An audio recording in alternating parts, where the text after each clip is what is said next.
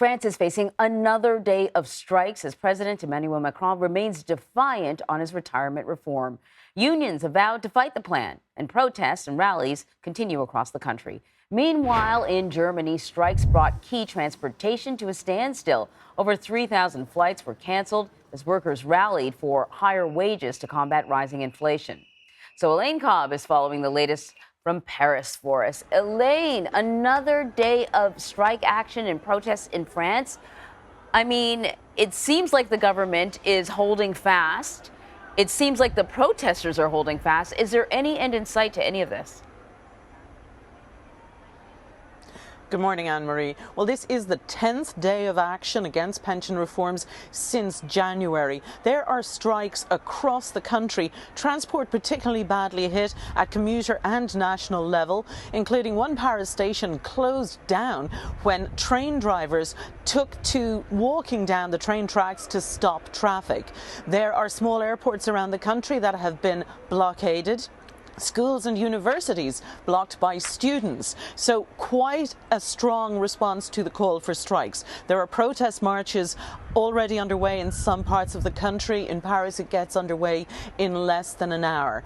But the unions have been very strongly united against the reforms. Now we're starting to see a few cracks show as the government reaches out and says maybe we should talk about wider issues. And it remains to be seen how far that will go. But really, at the moment, no sign of an end in sight soon. Okay, so maybe a complete reversal on this is unlikely, but there are a lot of details in the middle, I would think, before this thing can sort of be implemented. So is there a possibility that Macron's government may be willing to talk about the details?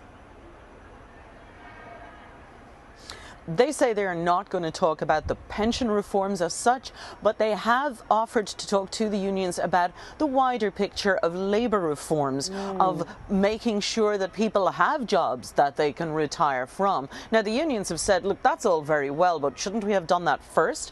And why are we pushing ahead with pension reforms when some people will have no job to retire from? The government has been weakened by all this, so it's hard to know exactly how much middle ground there is between the two sides. At the moment, they can't even agree on how they should talk, whether it should be something official, whether there should be a mediator, or whether they should just get together and see what they can talk about. I've seen some pretty remarkable images coming out of Paris, people sort of sitting at cafes, sipping wine with kind of piles of debris burning in the background. I mean, are there fears that these protests could turn violent? There are fears, particularly today. The violence is largely on the sidelines of the protests. It's not people who are out demonstrating against the pension reforms. Those are generally very peaceful, good-natured. But there has been an increasing infiltration by groups like the Black Blocs, who are effectively professional troublemakers, and they organise, they get in there and they deliberately clash with police.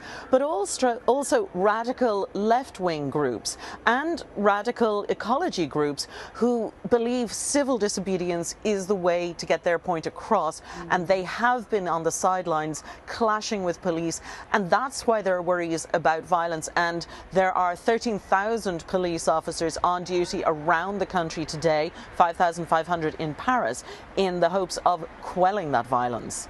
Wow. Elaine Cobbe, thank you very much.